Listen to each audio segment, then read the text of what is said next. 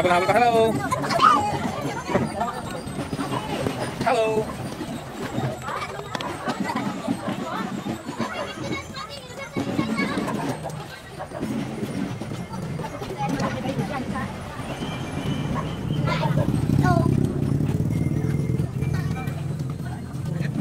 Oh, yung tayo nasa ako. Ah.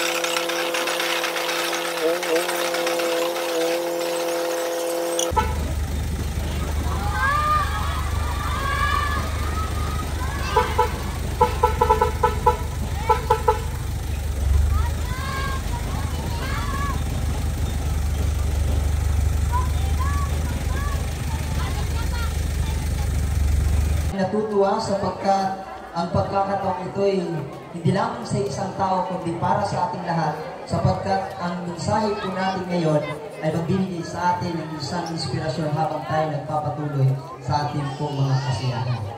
Ang pamagat po natin ngayon, mga mahal po mga bata at mga magulang, the choice to rejoice. Sabi po sa Galatians 5 verse 22, ang bunga ng Espiritu ay love, joy, and peace. Gusto mong magalak? Hilingin po natin na tayo po'y magalak sa buong hapon na ito mga kapatid.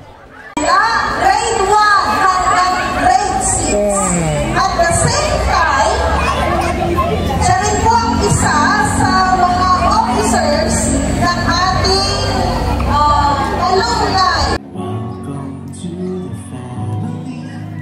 We're glad that you have come to share your life with us as we grow in love. May we always meet you, but God. Welcome to the family. We're glad that you have come to share your life with us as we grow in love, and may we always be to you what God would have us be, a family always there, to be strong and to be always one, to be strong and to be one. One question to all the students, and I will give you an award. Let's go to the Balkan restaurant later on. If you can answer my questions, just one simple question. If today is the 59th founding anniversary of our school, when was this school founded? If this day is the 59th anniversary of ZAAS, when was it founded? Okay. Anyone? I will count 1, 2, 3 only. 1, 2, and 3. Okay. I will just have 5 minutes. The time now is 8:24. I will end at 8:29. I will end in 5 minutes because I don't want to speak a long message because I know that you are excited watching the presentation and also the food bazaar that was not yet finished or done. Magtatagalog na po tayo. Pinabigyan ko lang kanina yung ating foreigner. Para meron din naman siyang nagtigang English sa ating pong pag-uusapan. Medyo nakakatulong ng ilong. In 2 minutes, ay bibigyan ko kayo ng mahalagang mensahe at gusto ko nakatutok kayo lahat ng mga estudyante, lahat ng mga magulang ay seryoso ko ako ngayon. Gusto ko ako ang pinakagwapo sa oras na ito. Dahil nakatitig sa akin. Hindi nakatitig sa akin. Kahit na rin napapangitan at kaya ibangan na, tumitig man lang kayo. I have 4 minutes to speak. Gusto ko lang ipagdiinan ang kahalagahan ng experience. Ang ating school ay 59 na. Akala ko, wala pang 59. Ibig sabihin 1965. Bago pa silang aming panganay na si Ate President na naging estudyante din dito ay school na ito. 1968 ang aming panganay. Tsaka siya ngayon ay 56 na.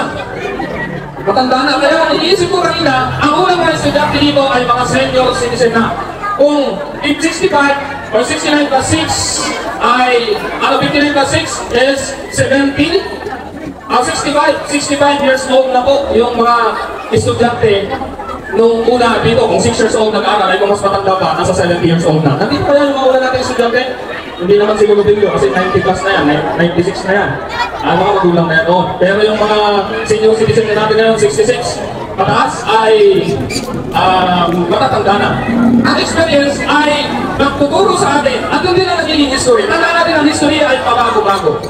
Pwede yung history na napapakinggan natin ngayon ay magbabago ang kwento pagkalipas ng panahon. Kasi ang history, nandito ang history maker o si Sir Australia, ay depende sa nagsusulat at nagkukwento. Yung iba, napakinggan lang, marites yun. Pero yung iba, aktual nilang naplanasan.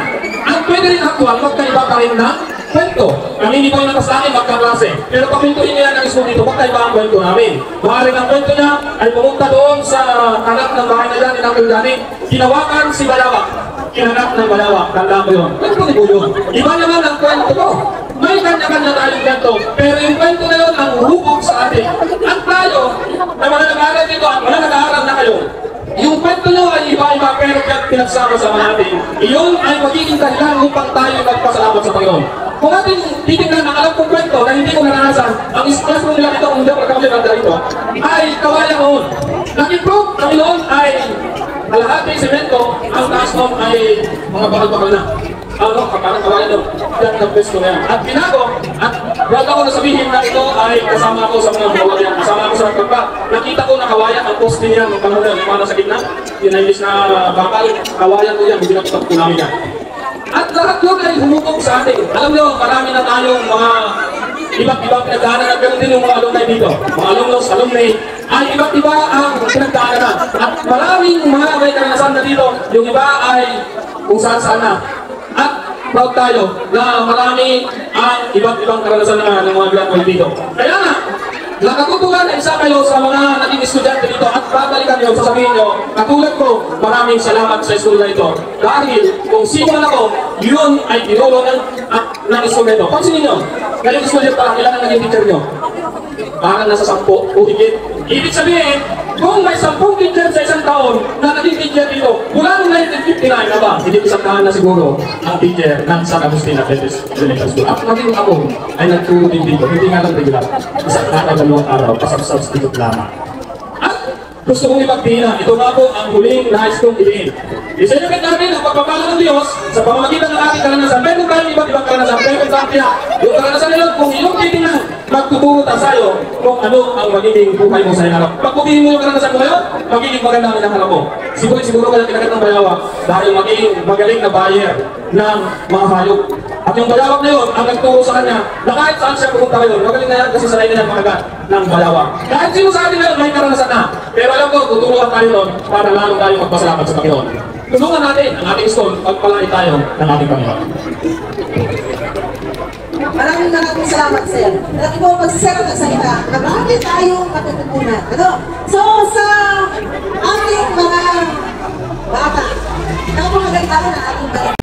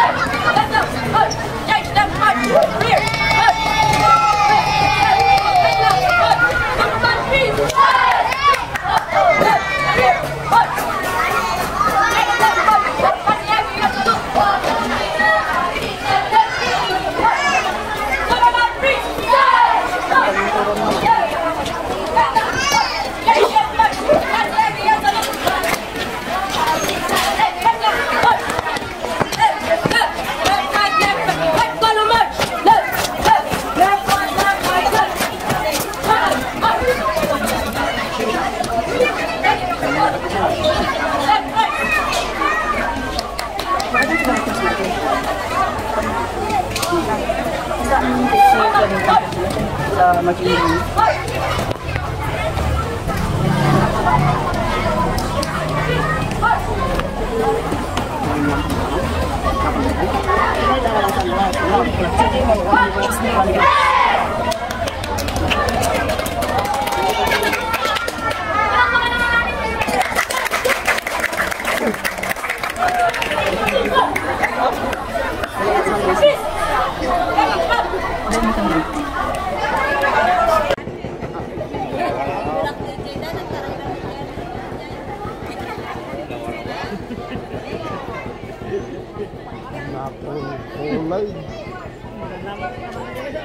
Hirap kaya magturo din ng maliliit. Mas mahirap yan kasi malalaki.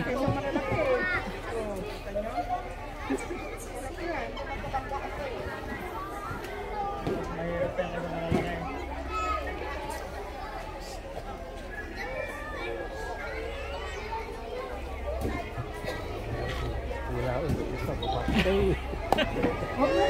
Ngayon, balik tinistingnan kung natibay ang cellphone.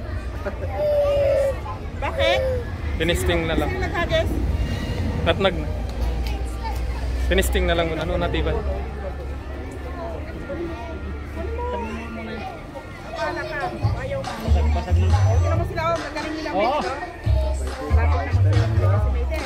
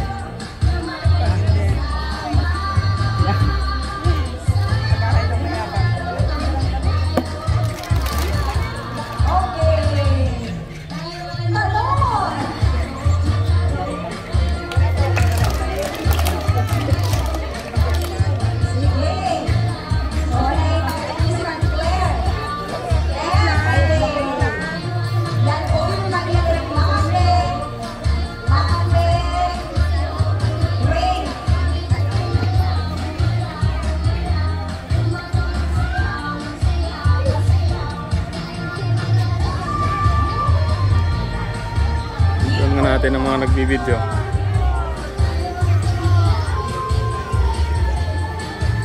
Hindi yung mga bata, yung mga nagbibideo.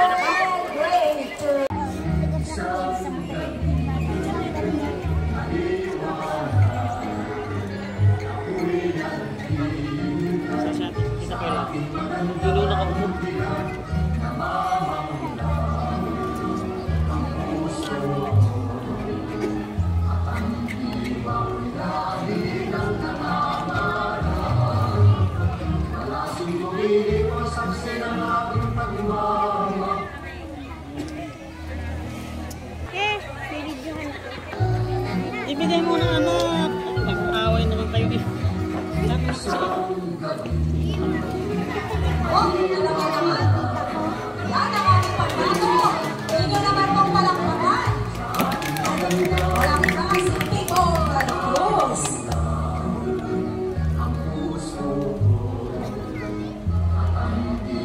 Ay, wala ka rin yun.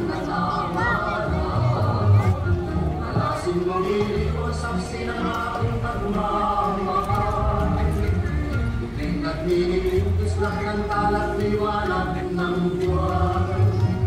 Siyang nagsasabi ng pag-ibig ko'y sadyang tunay. Araw gabi ang panaginip ko'y ikaw. Nakunat na ikaw ay aking inibig. Ako ay natutong gumawa ng amin. Pati ng puso kong dati malahimik, may madalas ang ibig sa aking ibig. Yung pinamaganda dyan.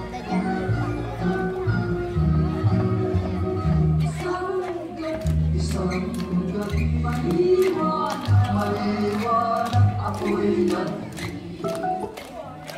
Naku, naputol.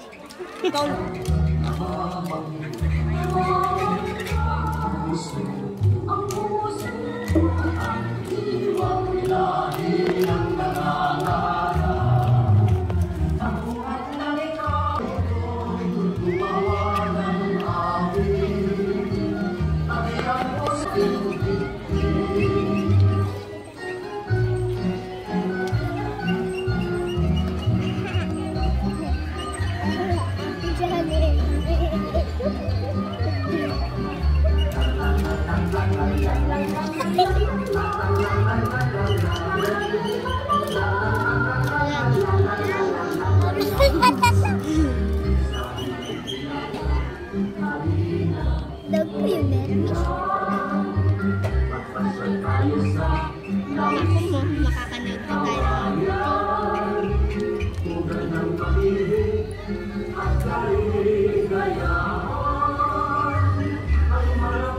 Stick ka kay Baby Boy.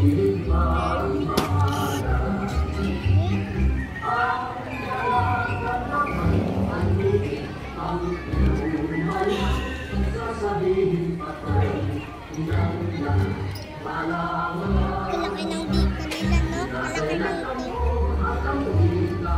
Kay XYZ, oh, ang laki.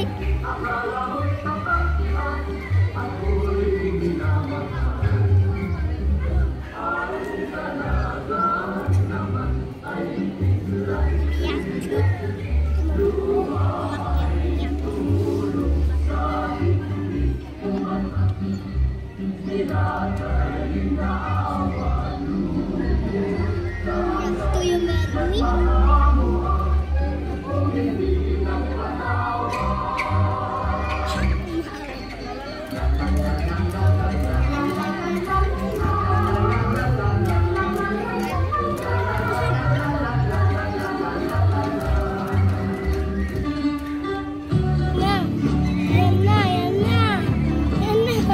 Nag-change na naman.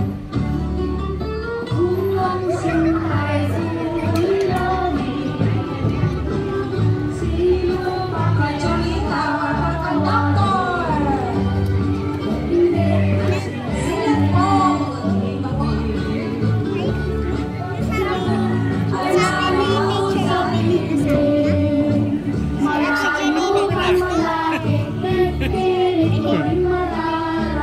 Ayos.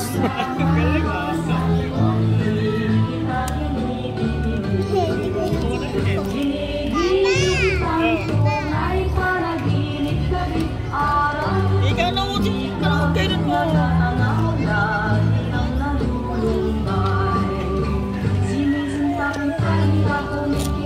Sandali ko.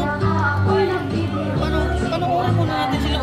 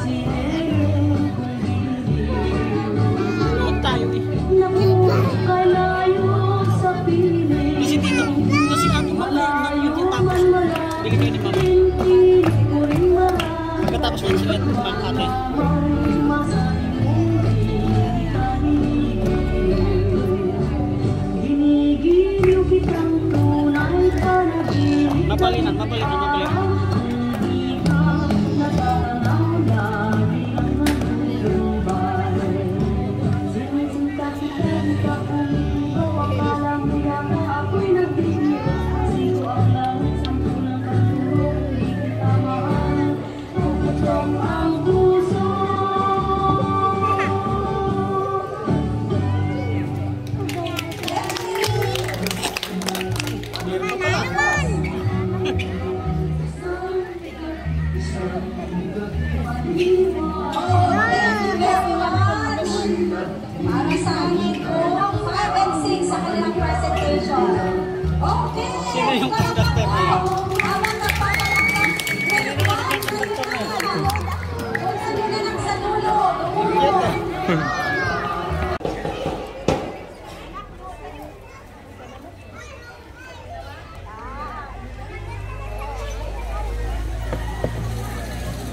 Tumumba na ka.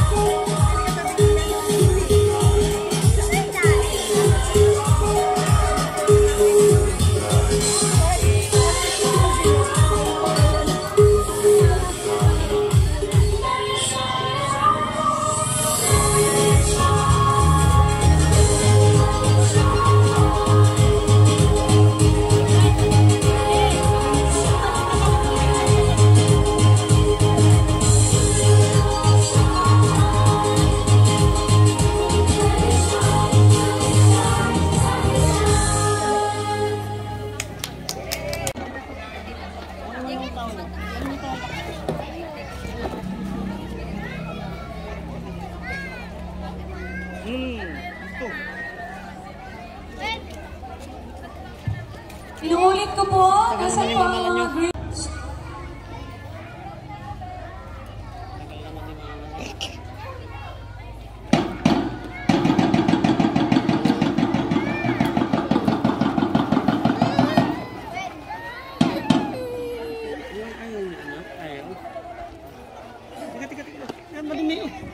Tito, kung daw po kulang kayo, yung mga manakatawa, namag ako